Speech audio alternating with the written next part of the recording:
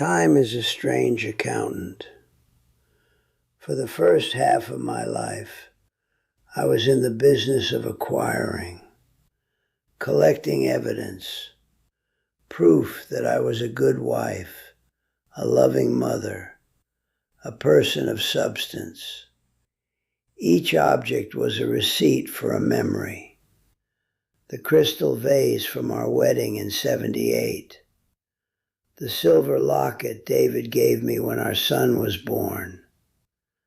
The little ceramic birds from our trip to Mexico in '95. My home was a testament to a life well lived. Now, at 67, the house is quiet. The kids are gone. And when I look at these same objects, I feel something different. The pride is still there, somewhere, but it's buried under a fine layer of dust and a much heavier layer of obligation. I've discovered a terrible truth that comes with age. You spend the first half of your life building a nest, and if you're not careful, you'll spend the second half trapped underneath it, suffocating on the proof that you once lived. Down in my basement, in a cardboard box marked "Special Occasions," sits my wedding punch bowl. It's a magnificent, heavy thing, cut crystal that used to catch the light from the dining room chandelier and splinter it into 1,000 tiny rainbows on the walls. We used it for every Christmas, every anniversary party. The last time it saw daylight was probably 1998, for my mother's 70th birthday. I remember the sound of the ladle clinking against the side, the laughter of cousins who are now gone. Today, the very thought of bringing it upstairs makes my knees ache. It must weigh 30 pounds. I'd have to move the boxes of old tax returns and my daughter's college textbooks just to reach it. It's an artifact from a different Eleanor, a woman who could host 30 people without breaking a sweat. I still own the punch bowl, but I no longer have the strength or the occasion to use it. It is a treasure I cannot lift. You see, that's the trap.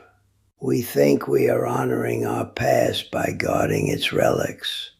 We believe these things hold our memories, our identities, but they don't. They are just things, heavy, silent things that demand to be dusted, stored, and worried about. I look around my home and I realize something terrifying. I'm not living here anymore. I'm the unpaid, tired curator of a museum dedicated to a person who no longer exists. The rent I'm paying for this storage unit is my energy, my space, and the peace of mind I fought so hard to earn in my retirement. Now listen to me. I need you to listen very carefully to what I'm about to say. I'm telling you this now so that you don't have to be as foolish as I was. So you don't have to waste a single one of your precious remaining days serving a life that is already over. What I learned could save you from the cage you don't even know you're building. I had a friend, Michael, a big, hardy man with hands like worn leather. The kind of man who built his own house in 1978 with a hammer and sheer will. His wife, Sarah, was the heart of that house. She was a baker, and their kitchen was her kingdom. I can still smell it if I close my eyes. The scent of yeast, cinnamon, and melting butter. The house was always filled with the sounds of her humming and the solid thud of a wooden spoon against a mixing bowl. Michael built a custom rack for her collection of cast iron pans, right above the stove where she worked her magic. They weren't just cookware.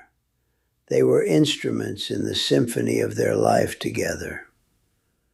When she passed away in the early 2000s, the music in that house stopped. The silence was louder than any sound I'd ever heard. A heavy blanket that smothered everything. For 15 years, that kitchen became a shrine. Michael couldn't bring himself to change a thing. He especially couldn't touch her pans. There were dozens of them, hanging from that rack he'd so proudly built, like silent black bells. Over the years, they gathered a fine layer of dust and a thin, sticky film of grease from the air, a ghost of meals long past. They smelled of old, cold seasoning and the faint memory of Sunday morning breakfasts. He would refer to them only as Sarah's pans, as if she had just stepped out for a moment. But he never used them. His arthritis had settled into his hands, the same hands that built the house, and the pans were now far too heavy for him to lift. They had transformed from tools of joy into untouchable relics, monuments to a life he was no longer living. Then came the winter of the burst pipe. It started as a small drip, a quiet metronome marking time in the dead of night, before it gave way with a sickening groan. The kitchen was flooded. Water soaked the wooden cabinet Sarah had chosen, buckled the linoleum floor where she used to stand, and a damp, musty smell of decay began to creep through the house. The vibrant heart of their home was now a waterlogged tomb. When the contractors arrived, their voices echoing in the suddenly cavernous space, they told Michael everything had to come out. The cabinets, the flooring, the appliances, everything. The world was forcing him to do what he couldn't do himself, dismantle the shrine. He couldn't stop it. The past was being forcibly evicted by the present, and all he could do was watch from the sidelines as strangers prepared to handle his memories. He sat in his worn armchair in the living room, a silent sentinel, as two young men in work boots began the demolition. He was stoic until they reached the pan rack. They had to use a wrench to get the bolts loose, the screech of metal on metal sounding like a scream. Then they began to take the pans down, one by one. The men, both strong and young, grunted under the weight.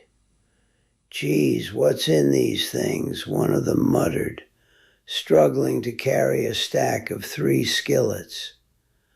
Michael watched them haul out over 200 pounds of cold, black iron. And that's when he broke. He didn't just cry, he wept. Deep, ragged sobs from a place of grief he hadn't touched in a decade and a half.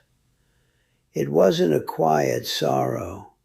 It was the sound of a dam breaking, a release of pressure that had been building inside him for 15 years, unseen and unspoken.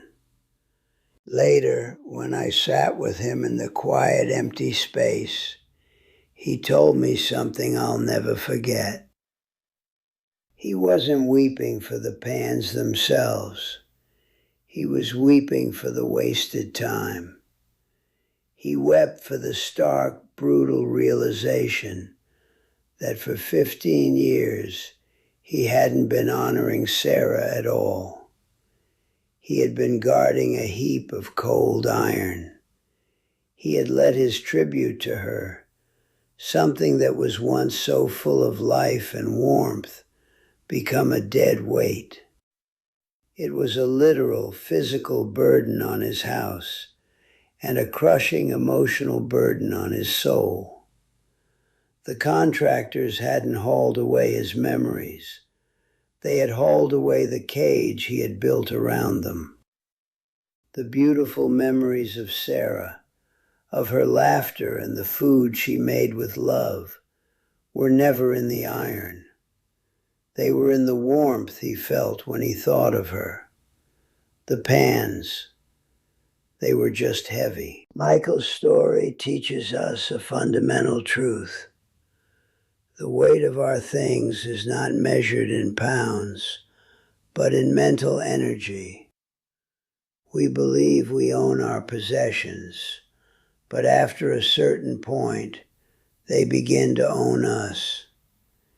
Each unused object in your home, that old sewing machine in the corner, the box of your mother's letters you never read, the tools your husband left behind, is a tenant living rent-free in your head.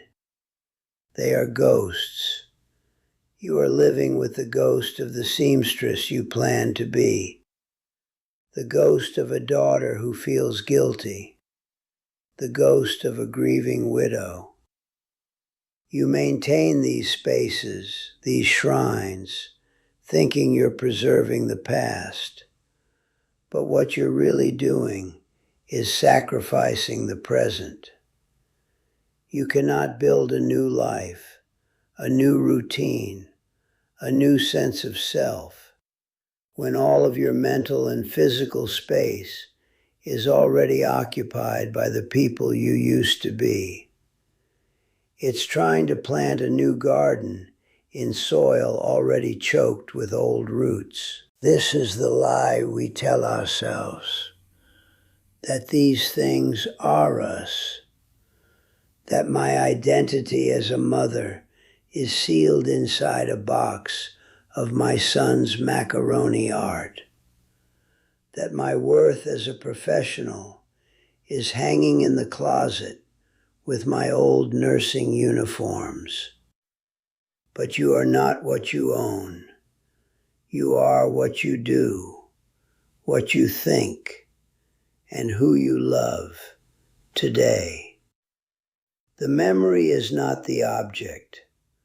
The memory is a feeling, a warmth that lives inside you, completely independent of the dusty thing in the basement.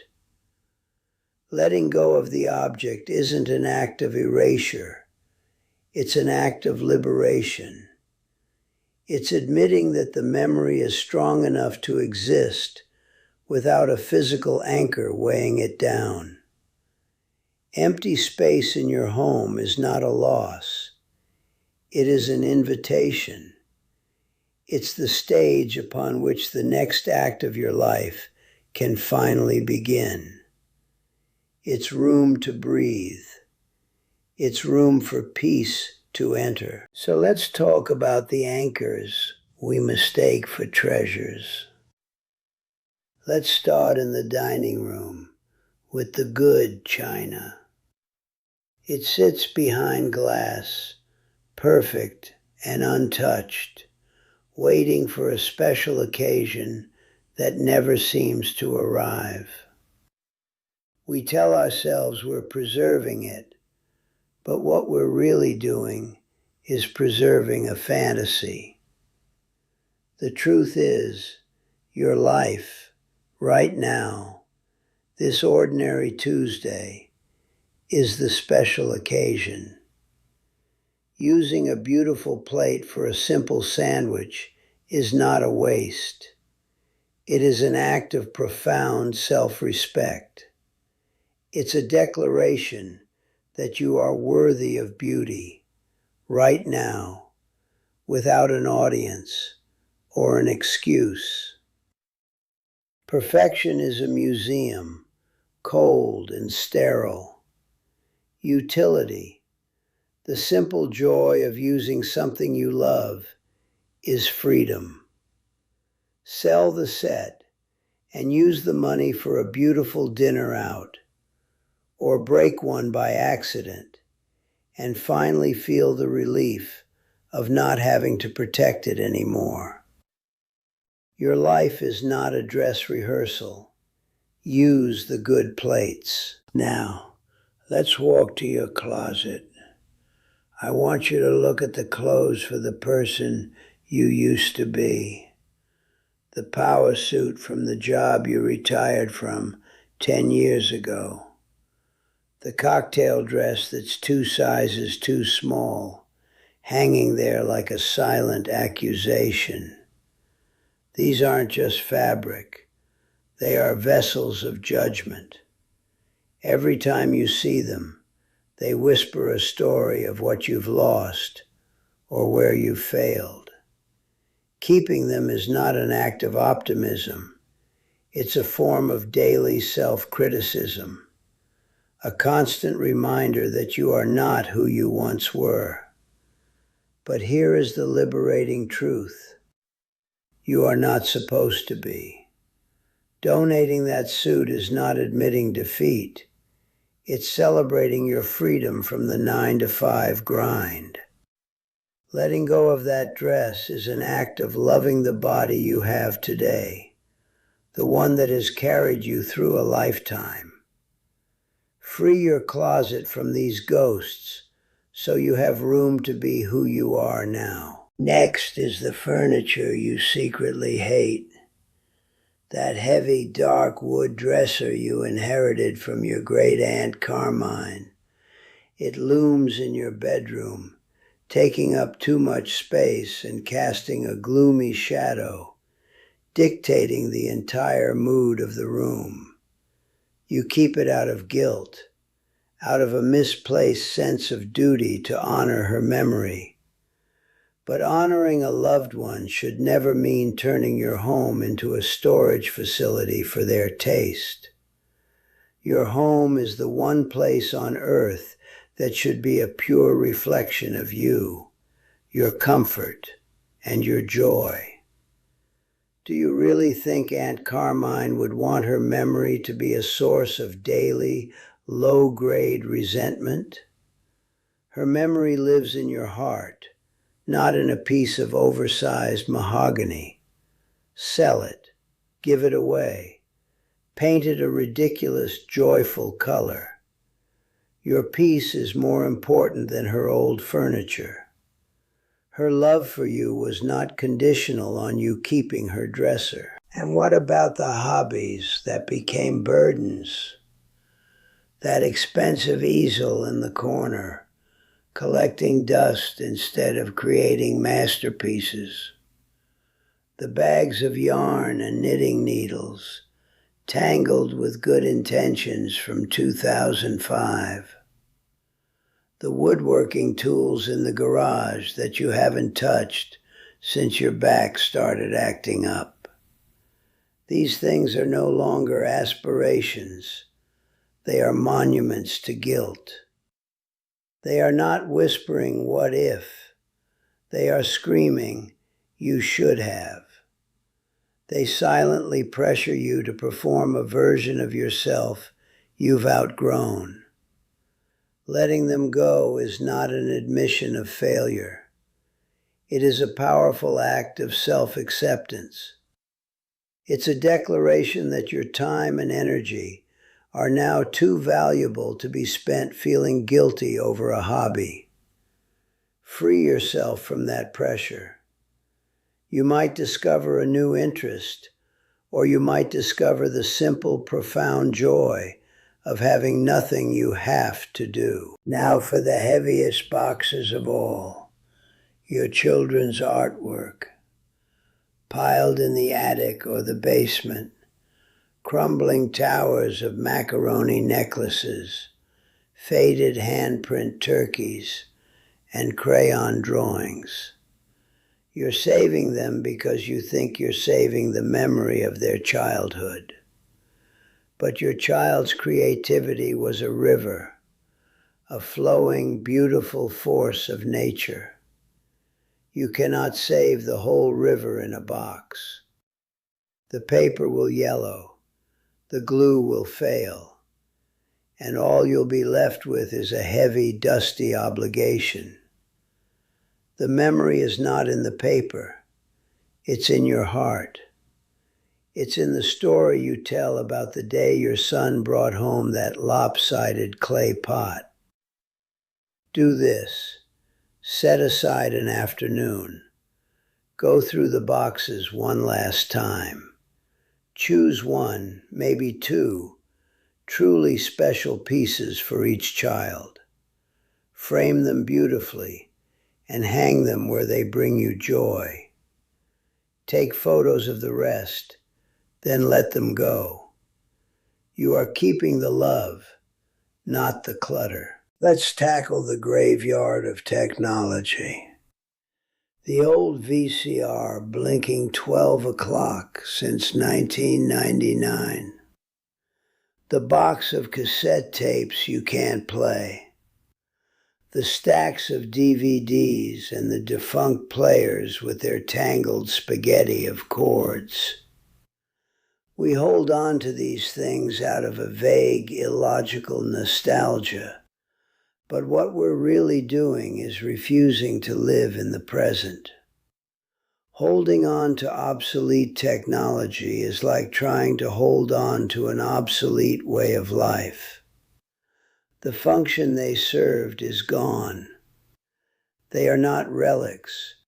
They are electronic clutter, taking up space that could be used for something that serves you today.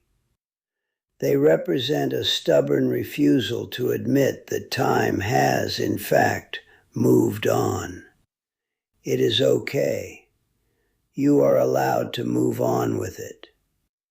Getting rid of them is a simple, powerful symbol that you are choosing to live in this world, right now, not in a dusty memory of how things used to be. Then there are the just-in-case kitchen gadgets. The bread maker you use 3 times. The fondue pot for a party you've been meaning to throw for a decade. The specialty ice cream machine that's a nightmare to clean. These items are not about utility. They are about anxiety. The phrase "just in case" is rooted in a fear of the future and a lack of trust in your own ability to solve problems. It clutters your precious kitchen space for hypothetical scenarios that rarely, if ever, materialize. You are not a short-order cook in a diner. You are a person living in a home. Trust yourself. Trust that if an urgent need for fondue arises, you will be resourceful enough to handle it. Don't pre-clutter your life for a problem that doesn't exist.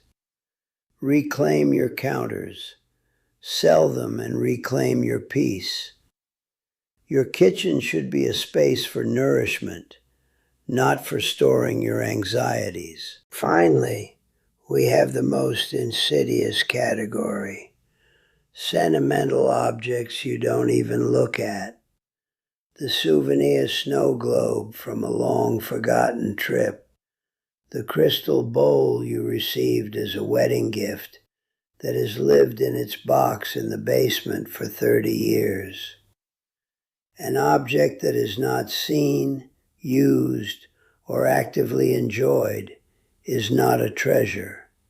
It is baggage.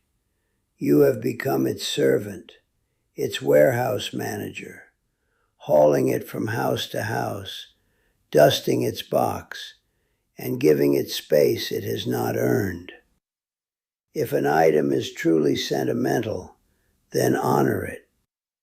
Give it a place in your home where it can be seen and appreciated.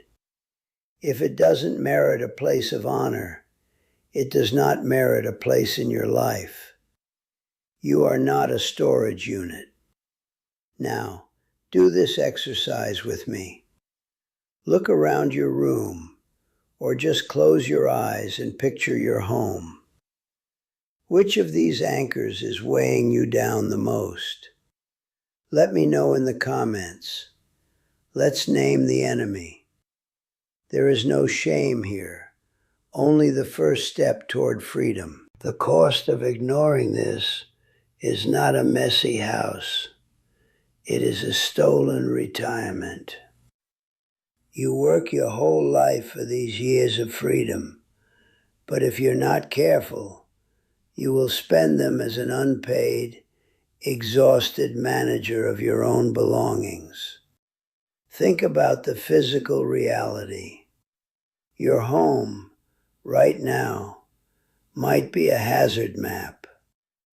That corner you have to squeeze past, the box you have to step over. Those are accidents waiting to happen.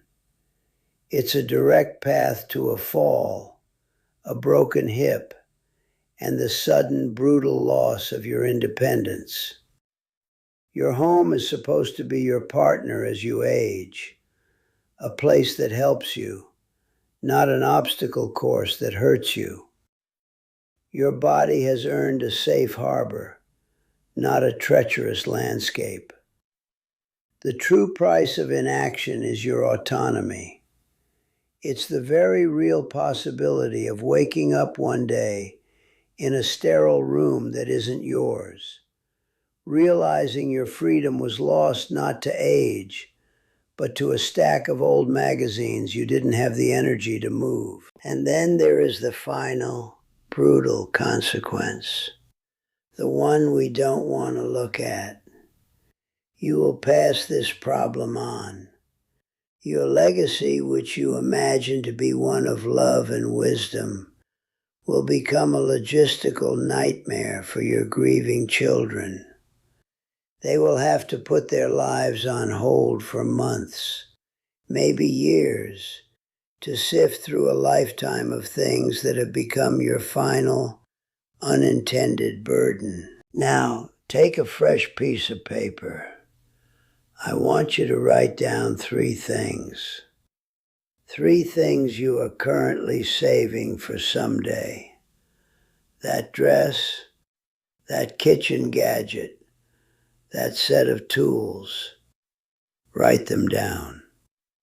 Now, next to each one, I want you to cross out the word someday and write this month. That's your new deadline. Use it, gift it, or let it go by the end of this month. This is a pact you make with your own future. If you are serious about this journey, about learning to walk with lightness instead of being dragged down by the weight of your past, then subscribe to this channel. Consider it your commitment, a promise to yourself that you will choose freedom over clutter. It's a promise that you will age with dignity, not with baggage. Now go. Stop listening to an old man on the internet. Go live your life. I'll see you in the next one.